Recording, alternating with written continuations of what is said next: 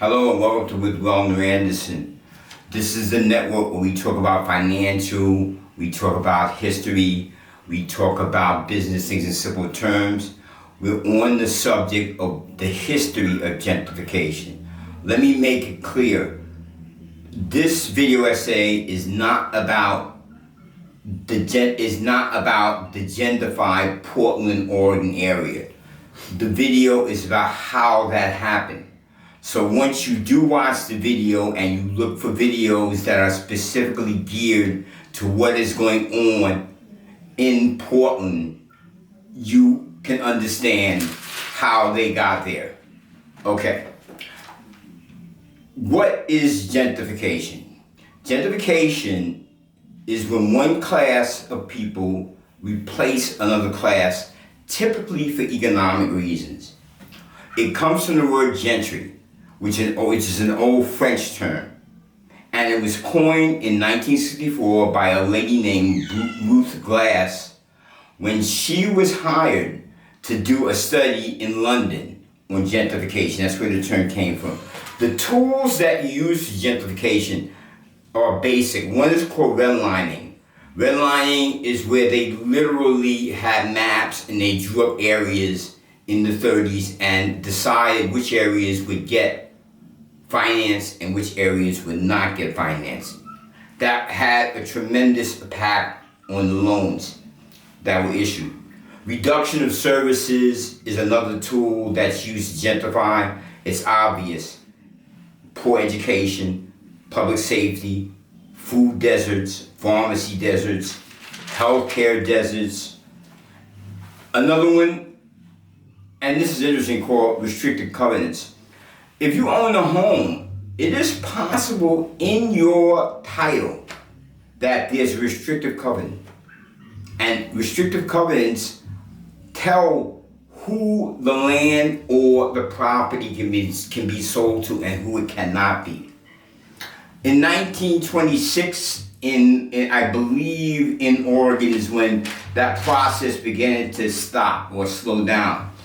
But another tool that's used is blockbusting, and what was done in some places is they would pay a black woman to wheel a baby carriage to a white area and intimidate people, or call up a white resident and ask for someone who has a black name.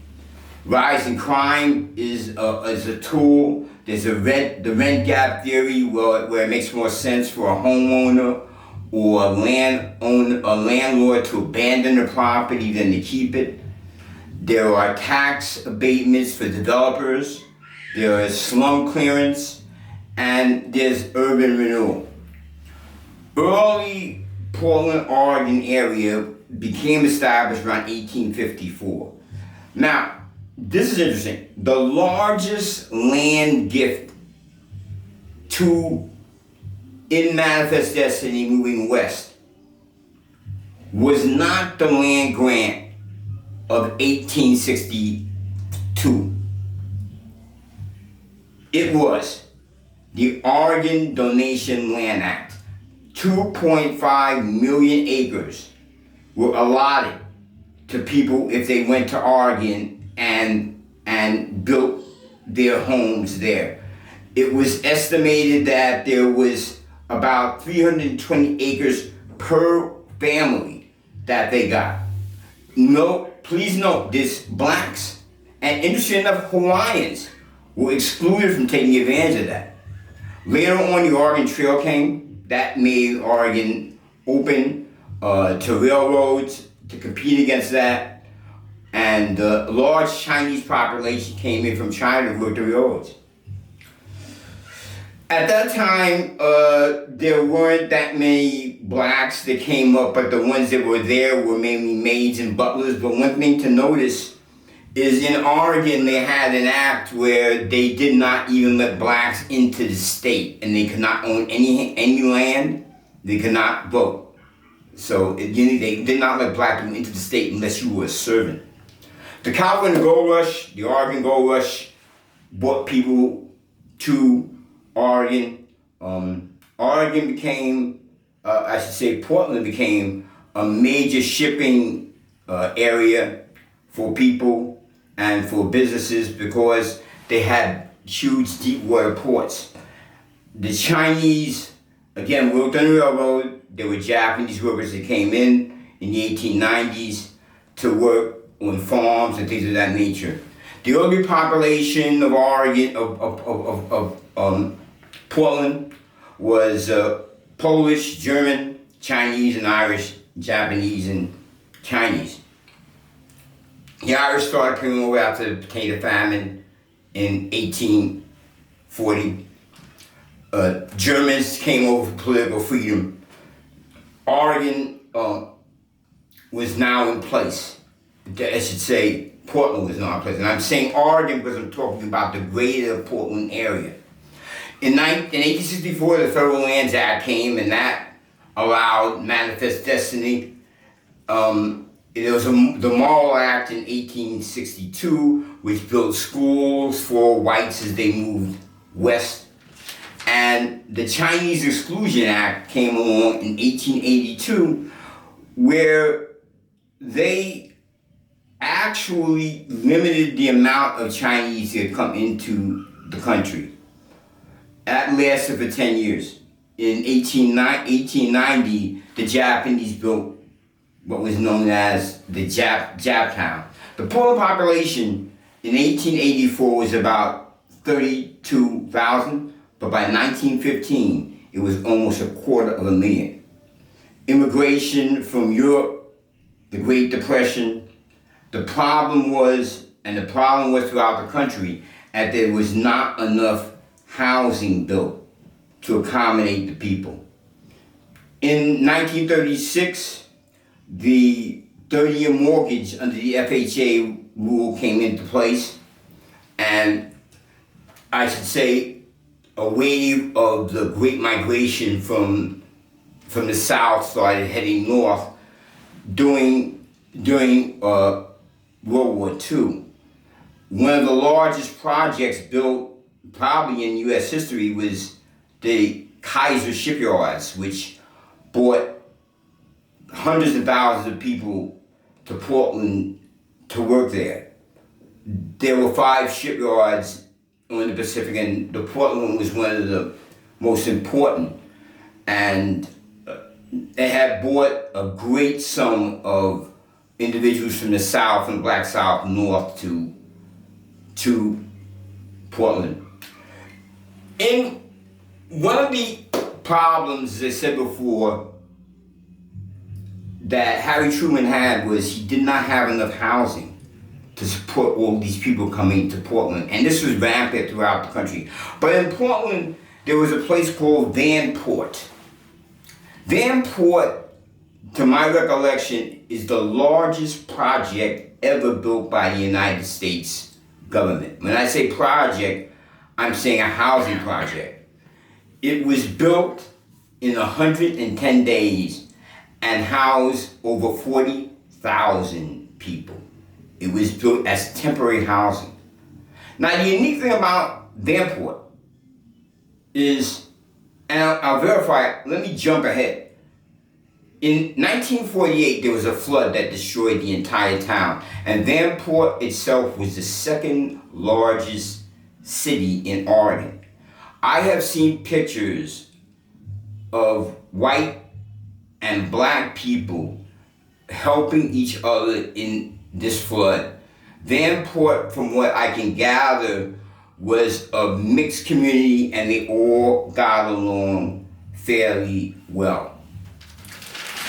What happened after that was in urban renewal, some clearance, eminent domain.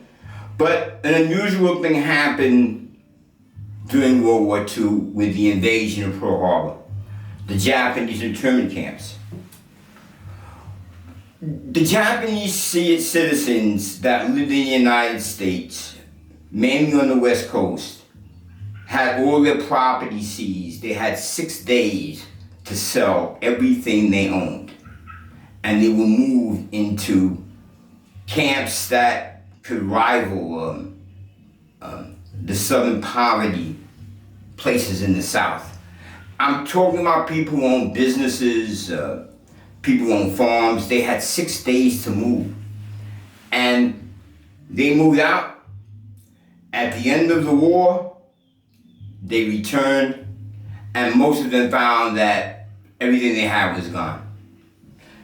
Jumping ahead, they lost all that territory. How they were compensated was in 1988, President Ronald Reagan granted them, under the Civil Liberties Act, $20,000 per person. You had to be alive at the time.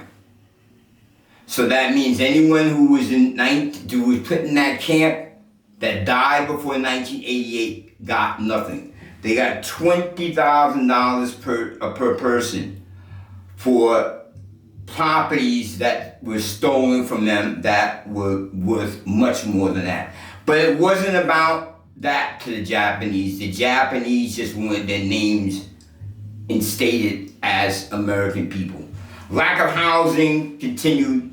The 1940s, urban renewal projects, eminent domain, highways, devastating areas. The second migration of blacks from the South came up.